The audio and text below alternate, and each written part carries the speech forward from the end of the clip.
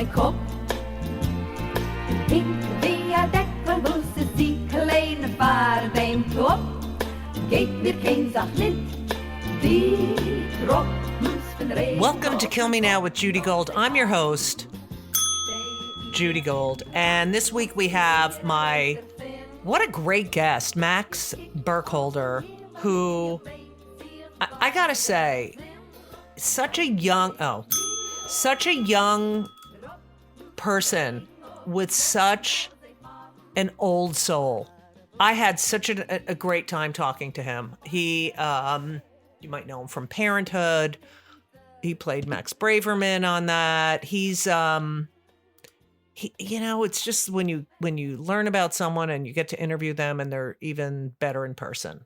So part one of my conversation this week, I love this kid. Some good news, some bad news, some whatever news. I just want to say Mazel Tov to Ben and his teammates for winning the NESCAC, the New England Small College Athletic Conference. They won their conference. They are going to the NCAA tournament and the national tournament. And so we have games this weekend at Trinity. The first bracket, they're playing Utica. And so, yeah, Elisa and I will be traveling along. I haven't worked on a weekend in God knows how long, but it's been worth it. And I'm so excited for them. And it was such a great win. They beat Williams on Williams court. And that was the only game they lost in their season. And it was on a buzzer beater.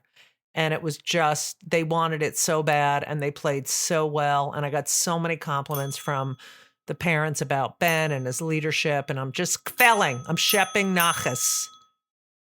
So that was just a wonderful, wonderful, it was just great to watch. And they're so happy and I'm so happy for them. And then I have a little bit of bad news in my life. My neighbor, I don't know if you know this, but I live in a building on the Upper West Side, and my neighbors, Marjorie and Cy, have been my neighbors for 35 years, and we're very close. And they're the godparents to Henry and Ben.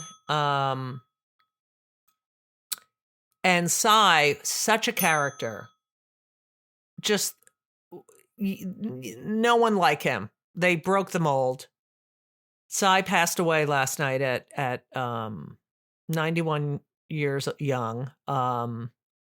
He had Lewy body dementia. It was a quick decline, which is, I always think better, but it's a big loss for the boys, and to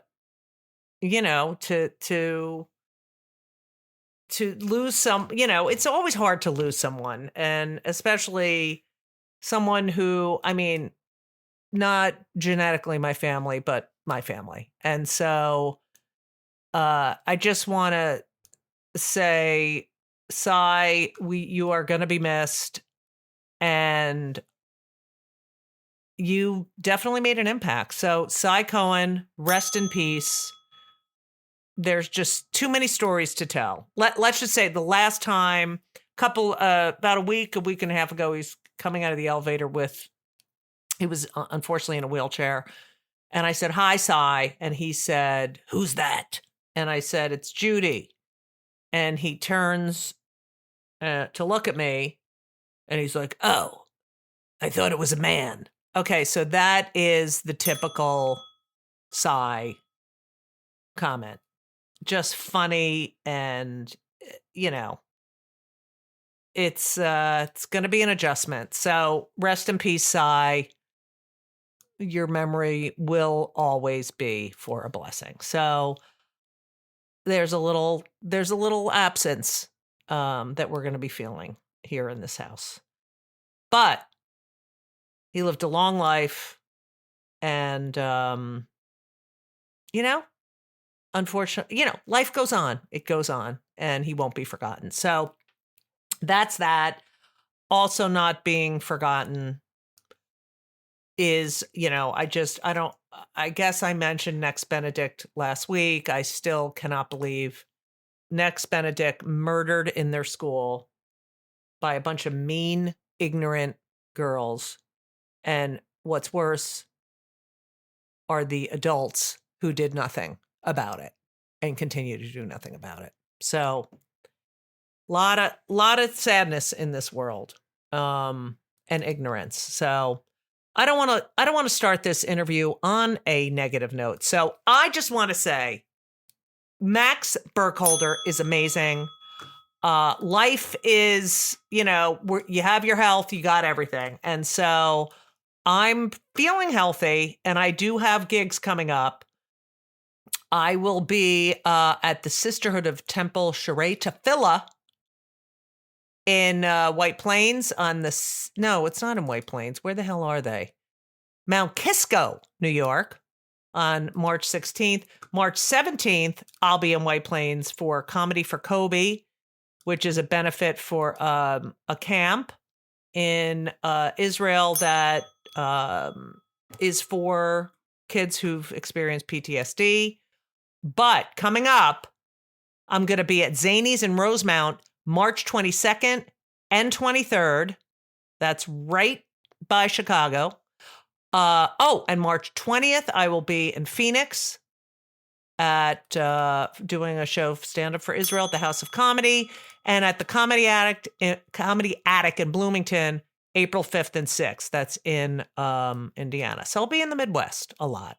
So come, see me or go to my website and you'll see everything and everything will be there and you'll laugh. So sit back right now, relax, and enjoy my interview, part one of my interview with Max Burkholder. I can't even believe this guest wanted to do my podcast because, first of all, different generation. He's my son's age, and he's amazing. And I don't get the cool hip guests a lot of the time. Not to say my previous guests are not cool and hip. I don't get cool and hip a lot. You clearly haven't been talking to any of my friends. Well, Max Burkholder, who is here today, is definitely cool and hip. I just want to, if you don't know him, then you've never watched television in your life. But Max grew up on television. But, as most listeners of Kill Me Now know, we're going to start prior to that because I love people's life stories. But just for everyone's reference, Max played Max Braverman on Parenthood for many years with my old friend Ray Romano. Oh, Max Braverman, Jewish. Not Jewish. Max Braverman wasn't Jewish? Was not Jewish. But he had the Jewy name. That is such a Jewy name. Yeah, it is. Everybody in that show was just sort of non-denominational Christian light. Right. Diet Christian. Yeah, it's like on Seinfeld, we all knew they were all Jewish, but they never discussed it. The Jewish show. Yeah. Okay. Max also currently is on Peacock's new show, Ted. He plays the younger, I don't even want to say Mark Wahlberg because you're so not Mark Wahlberg, but it was the Mark Wahlberg character in the films. Yes. And you're playing the younger version of him. Okay. Absolutely. I can hardly think of a less Jewish person than the guy promoting his prayer app. Yeah. Yeah. I love that. Now, you also, a lot of people don't know, which I can't wait to talk about, you're a voice actor. Some of my favorite shows, Family Guy, The Cleveland Show, a lot of Seth MacFarlane stuff, which is wonderful because you're working with him now. Yes, exactly. But let's go back, Max, because you're a young Jew. We love the Jews here. And your life is you're 20, what are you, 26? 26. You're a Scorpio like me. You were born Apparently, in 1997. I'm a triple Scorpio. I've been told that. on Why? dates. What does that mean? It's, it's your sun sign, your moon sign, and your rising sign. Everybody knows their sun sign, but let me ask you a question. And this fucking pisses me off so much. When people ask you your sign, right? Yeah. And then you say Scorpio, and then they say, oh, yeah. Oh, it's like, I thought, I had an inkling. I thought that might be the case. You're such a Scorpio. Yeah, I fucking hate that. Oh, right. That explains everything. Fuck you. Like, you have the most perfect personality. Yeah, it's just confirmation bias. It's like, I saw someone describe people who are really into like star signs and astrology as like socially acceptable racists, because they're just like, oh no, I can't date another Scorpio. Oh my God, a Taurus ruined my life. No more Tauruses. Right. It's so fucking, I hate people so much. Okay. So your parents, let's start at the very beginning. Your parent, Kelly Wolf. Yes. Well, your full name is Maxwell Henry Wolf Burkholder. No, not Maxwell. Wikipedia has gotten that wrong for years. Oh, I am just straight up Max. That's why I never use Wiki. And I just wanted to know your full name. So I looked it up like fucking asshole. So it's Max Henry. Henry's my older son. Perfect. Wolf Burkholder. Your mom, Kelly Wolf. Your father, Scott. Jew. Oh, right. Jew. Not Jew, my dad. Scott. But Burkholder is such a Jewy name. I mean, it kind of is. I think my dad's gotten like, in as he's getting older and closer to retiring, he's got his like things that he's fixating on as like hobbies. And one of them is like ancestry stuff. So he's did he end? Yeah, he traced us back all the way back to like Scotland in the 1500s on the Burkholder side. Yeah. Yeah. So, now that you say that, I do remember I had a friend, Faye Burkholder, not Jewish. So, okay. So your mom, was she really born in Memphis, Tennessee? She was, I believe she was born in Knoxville, but she grew up in Memphis. What Jew grows up in Memphis? Huge contingent of Jews in Memphis. Really, really big Jewish population. Really? Yeah. Yeah. I grew up spending every summer there, and we would go to temple. I got bar mitzvahed there. I had a b'nai mitzvah actually with my cousin who's 2 days older than me, and so we had a joint bar mitzvah. We had a b'nai mitzvah. Yeah. So for the non-Jews, b'nai means more than one. So wow, that's amazing. And then does she have a Southern accent? Well, she left the South when she was like, I want to say like 18 or 19, and moved to New York to be a ballet dancer. But ended up being an actress instead. My parents met doing a play out here in New York. Yeah, so she had it trained out of her, but it still comes out sometimes. Like whenever she spends a long period of time in Memphis, it'll come out. Right. Or if she's talking to somebody else from the South, it'll be like, then she starts. Shit, Mary Jane's calling. Everybody shut up. Oh, hey, Mary Jane. Like it'll just drop of a hat. Yeah. Right. Oh, that's hilarious. So your parents, both actors, but don't act anymore. I mean, I looked and looked. Yeah. And they say they were actors, but my mom, is that true? My mom slowed down with it around when my brother was born, and slowed down with it even more around when I was born, and then had to take a break from it because she had to be, with me on set and traveling around with me and everything. Right. My dad went back to school. He went to law school when I was about 3 or 4 years old, right around the time I was shooting Daddy Daycare. And so he's been a tax lawyer for the last like 27 years. Okay.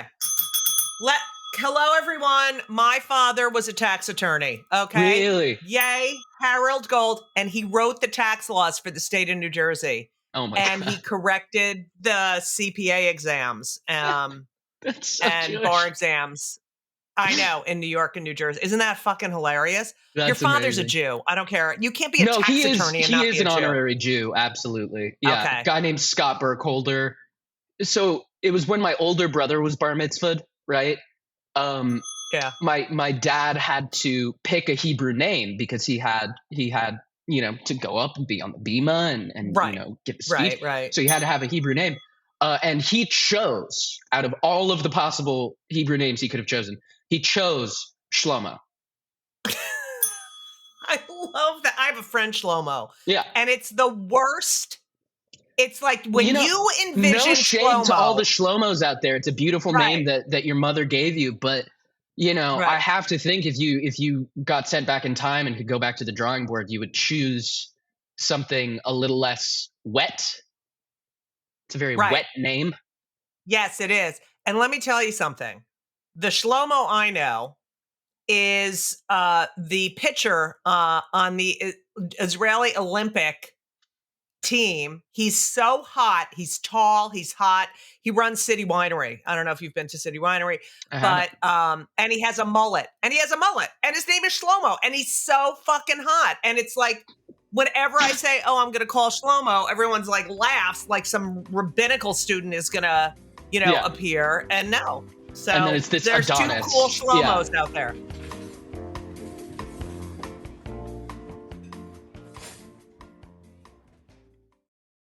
You grow up with these actor parents.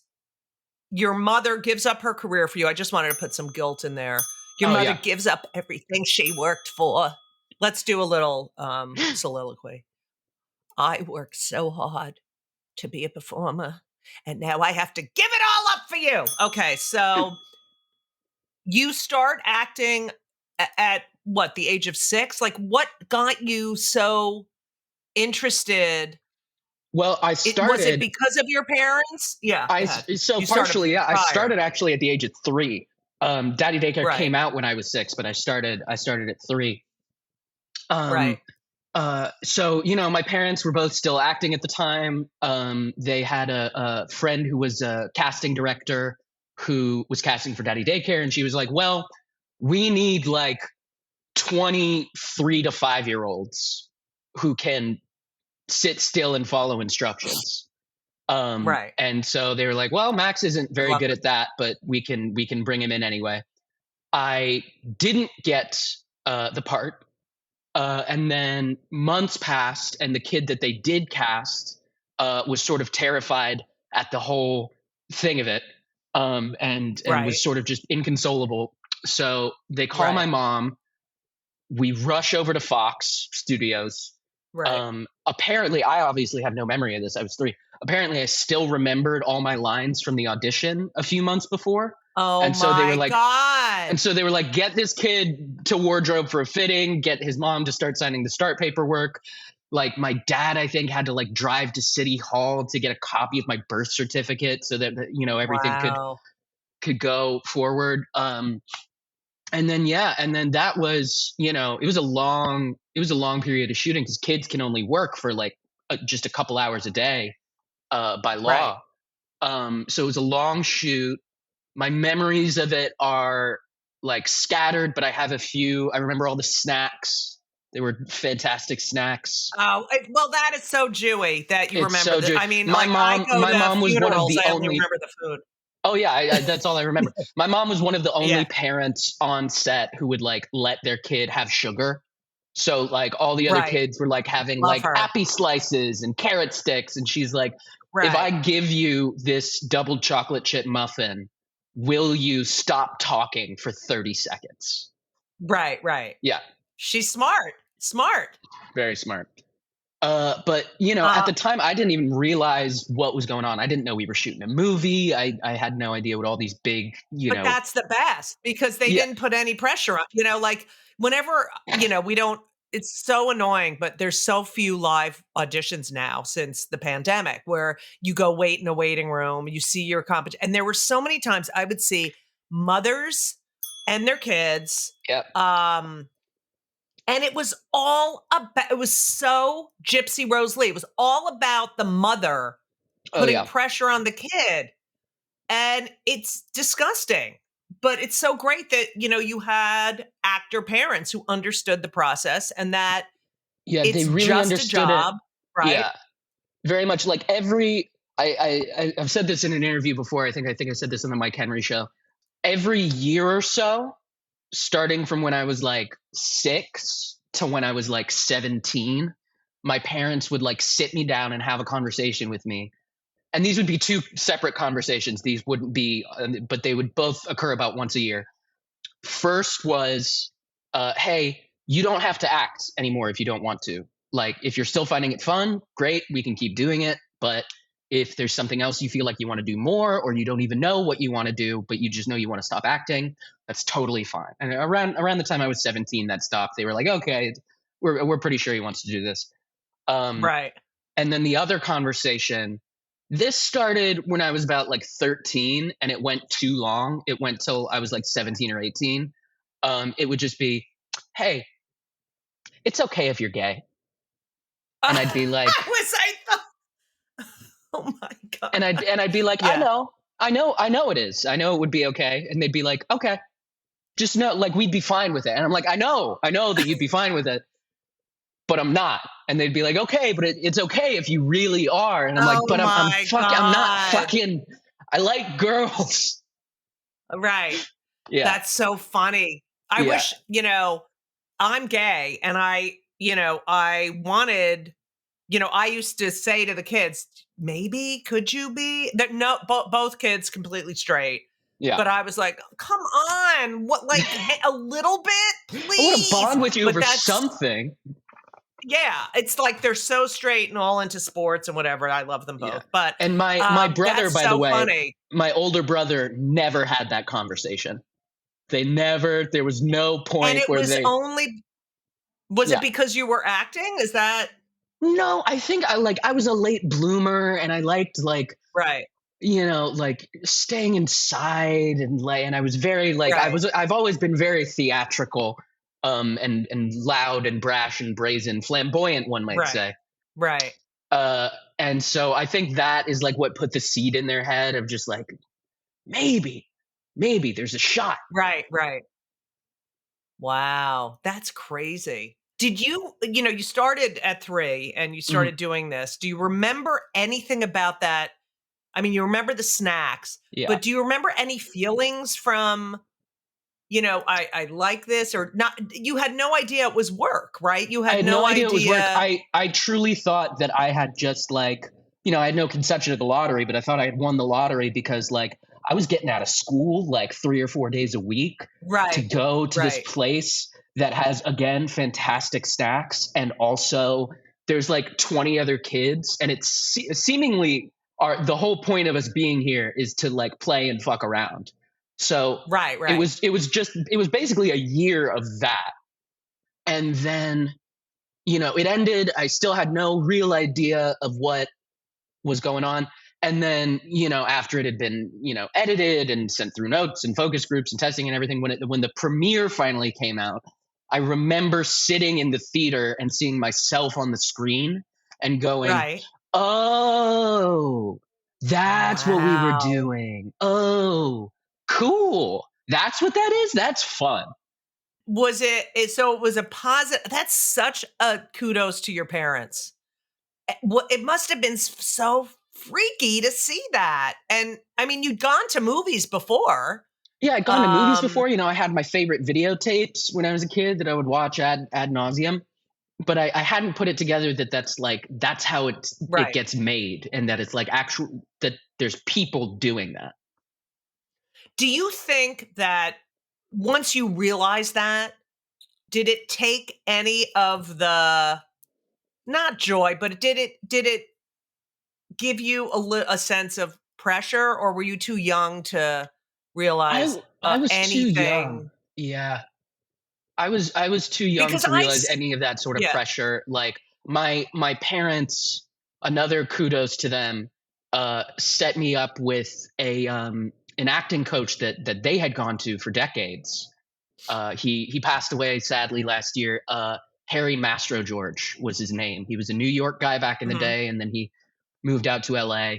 And he was such a godsend because his whole ethos, his whole philosophy in terms of acting is that it's no different and it's actually exactly the same as a kid playing pretend on the playground, because a kid playing pretend on the playground takes it so seriously. Like if you've ever interacted with a Right. toddler and they're like, I'm a princess. And it's like, oh, are we playing princess Right. today? And she's like, no, I'm a princess. And it's just like, Right. oh, shit. Right. It's true. They're Yeah, so invested and you have to believe them. you have to believe them. And so that was like such a great bridge from like my childhood into like my young adulthood and then my adulthood, of just keeping the joy and the fun in it, even if it's like a stressful Right. or intense scene. It's all just playing pretend. The advice that he would always give is, when you're going into an audition or you're going into work, bring your sandbox because you're just playing around. Oh, I love that. Bring your sandbox. Yeah, That should be for everything. yeah, For every job. Bring your sandbox yeah. because It's life, I yeah. think it's commonly misattributed to Picasso. It's the quote: Mhm. the goal of every artist should be to achieve the seriousness and dedication of a child at play. I love that. All right, I'm old, you're young, but I still like to play. I'm like very Yeah, immature. People are like, "Oh, I can't believe you're 61." I'm like such a baby. And it's like, if you stop playing, like when you stop playing, your life is over. it's over. And I have so many people, I know so many people who take themselves way too fucking seriously. Like, let it go. I don't know. All right, What's I the love point? that. Yeah, no, you're Okay. robbing yourself of your Yeah. own joy. Like it's. Right. I know so many Exactly. people like that. A lot of my friends are in the music scene here, and they're all great, and they take themselves the right level of seriously. But there's some Mhm. there's some musicians out here who I'm just like, whoa, dude, it is really not that deep. It's you can chill a little bit, and you'd Right. probably be better off for it. Right. Right. But you have that, that because you have the experience of like, a 70-year-old actor. And you realize that all that work, you're an old soul. You get it. It's not the end of the world. But yeah, I it's whatever. Okay, so you are 10. So Yes. from 6, the movie comes out, you do a bunch of things. Yeah, do a bunch It of like is and you're episodic stuff, some smaller right, movies, stuff like that. right. And enjoying it, and your mom, again, let's mention she gave up her entire life for you. Is your brother at all any sibling rivalry, or was he No, just not interested? no sibling rivalry there. He acted a little bit when we were younger, and he quickly found it distasteful. Um, Right. Switched over to music. He's a very talented musician. He does film scores now.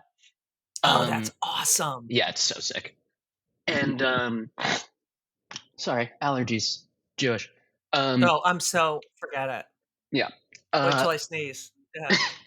yeah. So there was no real sibling rivalry there. We, sibling tension, certainly. Like around the Of time course. I was like 10 or 11 and he was 14 or 15, it was the classic dynamic of like I wanted to hang out with him and his cool older friends, and he was like, Right, absolutely right. not, fuck off. But then, we got closer again as I got older, and then over the pandemic we got really close, and yeah, we talk almost every day now. Oh, I love that. Where does he live? He's still back out in LA. He lives in Van Right. Nuys with his wife. Oh. Okay. So you go to I love the name of your school was Campbell Hall School, because when I went to Rutgers, I lived in Campbell Hall, Oh, nice. which is a great school. You're 10 years old. You get this job on Parenthood. You're playing, as we mentioned, Max Braverman, who is not Jewish, but who does have Asperger's, Hmm. and you're 10 and playing a kid with Asperger's. so well that they ask you if you have asthma. Like, what? Everybody thought I was amazing. autistic. Yeah, I would be like, Right. just out at the store with my mom, and someone who would Right. recognize me would often come up to her and ask if it was okay if they could, like, if I was okay talking to strangers because they thought I Oh was my autistic. God. And I'd just be like, "Hey, what's up? Down here. Thanks for watching." Yeah.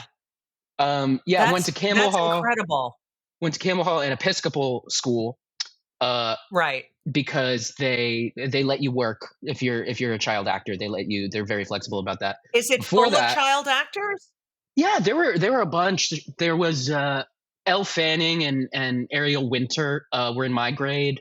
Dakota was a year above my brother, I think. The Olsen twins went there while they were working. Wow. Yeah, so there were a fair amount.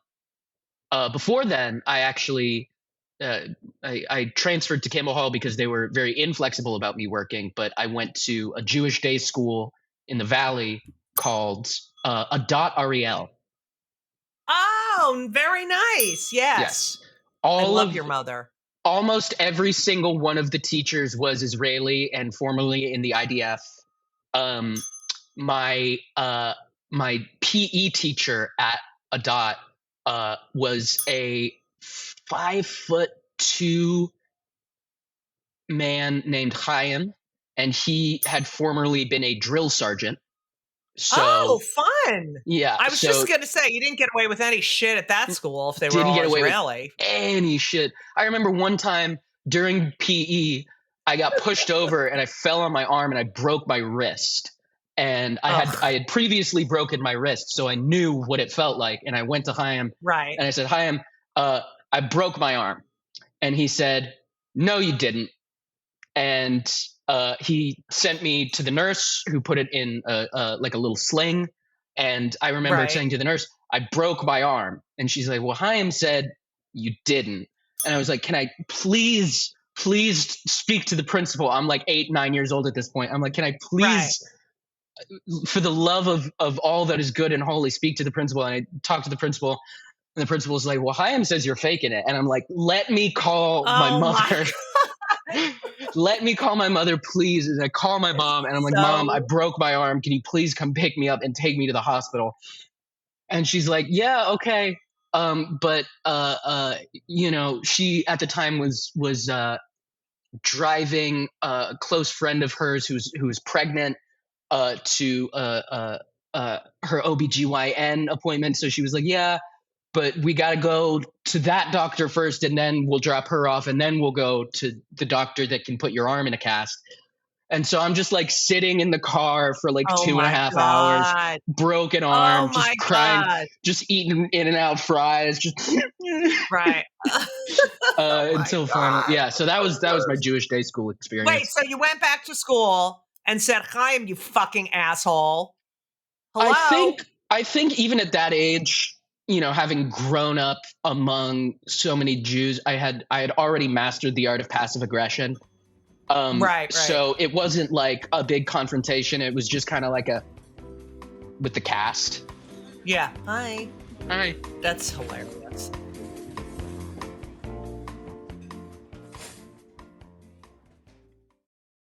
You're 10, you get this job, you're on Yes. this great show. You're working with my friend Ray Romano, who I started stand up with. Just Really? FYI. Yeah, we started together. We used to, oh my God. Let me tell you a Ray Romano story. So there Please. was a club right by in the East Village. Well, it was called Comedy U Grand. It was at 55 Grand Street. We all worked the same clubs. Yeah. And I remember his wife, Anna, who's lovely.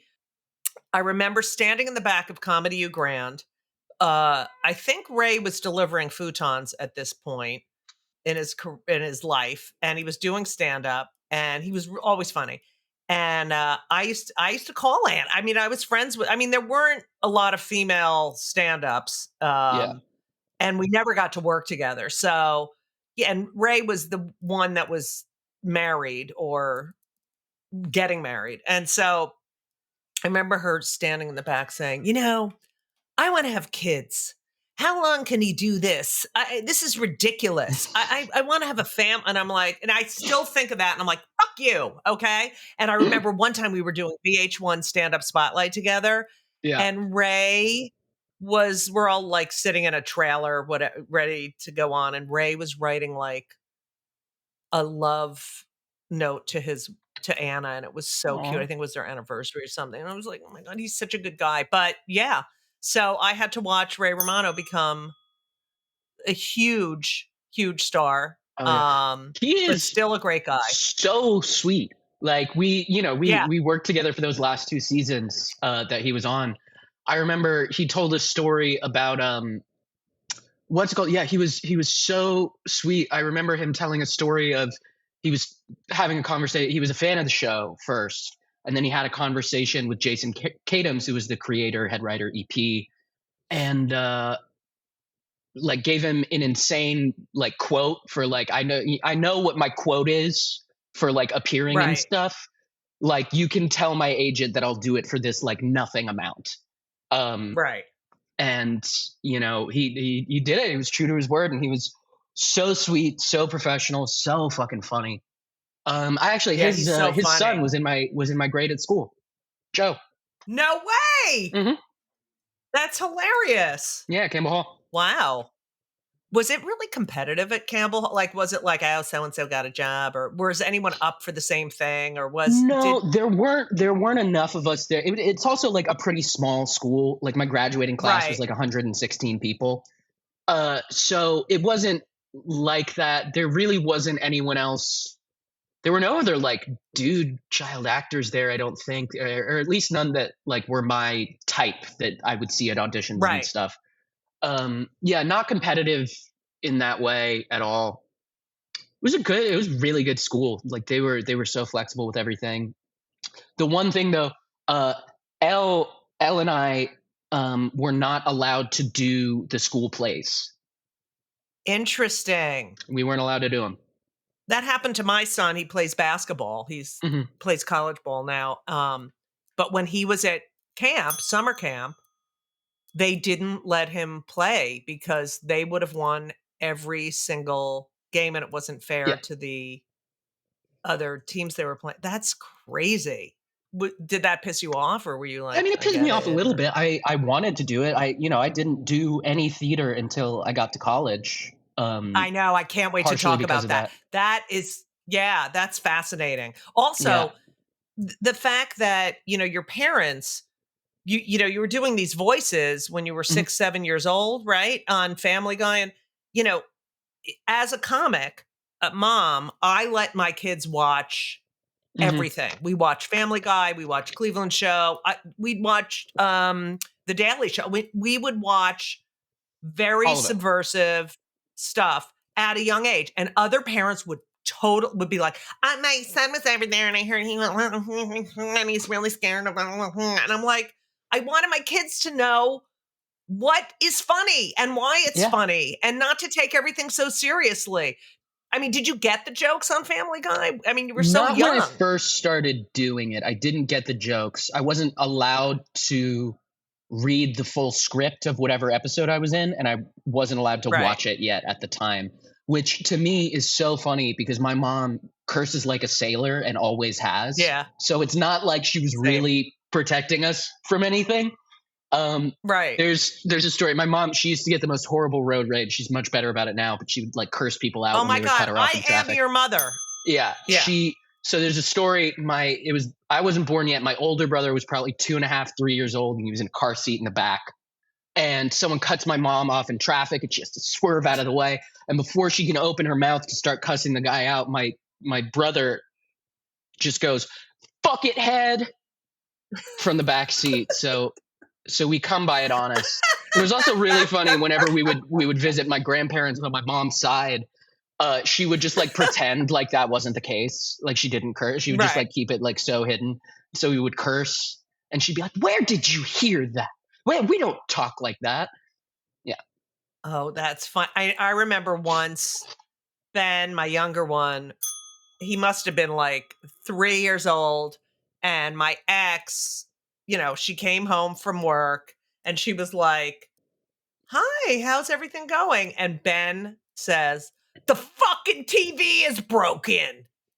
And oh my God, did she scream at me? But you know what? It's so funny because I curse like a sailor and they don't really curse. Yeah. Because they probably hated it when I was doing it. But I curse a tremendous amount in casual conversation. Same. That was a big thing for Fuck it. for all the press that I've been doing. That was a big thing that they highlighted in the media training, was just like, just really try hard not to drop any F-bombs. Max, let me tell you something. I have to do these shows, a lot of Jewy shows. I do shows in sanctuaries. And they're like, and by the way, and I'm like, I know, I'm not an idiot. I'm not going to be like, fuck this and fuck that with the tourists behind me. Okay. Yeah. But do you know that they say that people who curse a lot are highly intelligent? Mm-hmm. Yes. That's right. So fuck all you fucking idiots. Fuck all you fucking idiots. Do you feel like you missed out on anything because you were on Parenthood for so long, did not have a quote unquote normal? First of all, I hated high school. I hated junior high school. I hated everything about it. I hated the cliques. I hated the fucking prom. I didn't go to the prom. I hated all like life.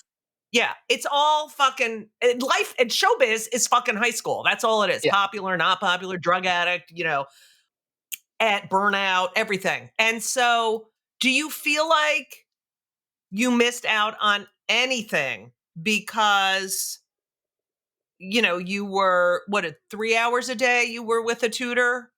On set, you have to do 2 hours of school a day. Okay. But I would clear out all my assignments in like an hour. And so the rest I'd just be sitting there reading, mandated by law. Right. What's it called? No, I don't feel like I missed out on too much, because when I wasn't shooting, I would be going into school. Obviously, Max, pretty big character in the show, but there were something like 13 series regulars on it by the end. So even at the busy, even if it was a Max heavy episode, I'd be working 5 days a week. But if it wasn't, I'd be working like 1 to 3 days out of the week. And the other times I would just go into school most of the time. Sometimes I would tell my mom, hey, I really don't feel like it today. I'm super tired. Can we just call and tell them that I'm working? Which is great excuse to have as a high schooler. God, that is you are so lucky. I know. But I met, some of my closest friends to this day are the ones that I met in high school a decade ago. Wow. Like two of my best friends live right here in the city. One of them's in Stuytown. One of them's in Alphabet City. And yeah, they were my friends in high school. I love that. Thank you so much for listening to part 1 of my interview with Max Burkholder. What an amazing guy. So, part 2 next week. I can't thank you enough for listening. As you know, I mentioned this in the beginning. I'm sure 90% of you are not listening to the end of this, but I will be in Mount Kisco, March 16th, Sisterhood of Temple Charade Tefillah, Comedy for Kobe in White Plains on March 17th, and Phoenix, Arizona at the House of Comedy, March 20th, Zanies, Rosemount, Illinois, the March 22nd and 23rd, and the Comedy Attic in Bloomington, Indiana, April 5th and 6th, and I'm really looking forward to it. So you'll get all my dates at my website, judygold.com. But I forgot to say, Kill Me Now is produced by Laura Vogel, edited by Colin Schmaling, and it is marketed, scheduled, everything else by Brittany Jo Sowards Richmond. I'm a little off today because I was up late last night because of Cy Cohen. So yeah, that's about it. I love all of you. I am excited. Wednesday, just a couple more weeks until we have sunlight after 5:30 in the afternoon. So I can't wait for that. But I thank you all for listening. You are the best fans ever, and the best audience ever. And as we always say, so long.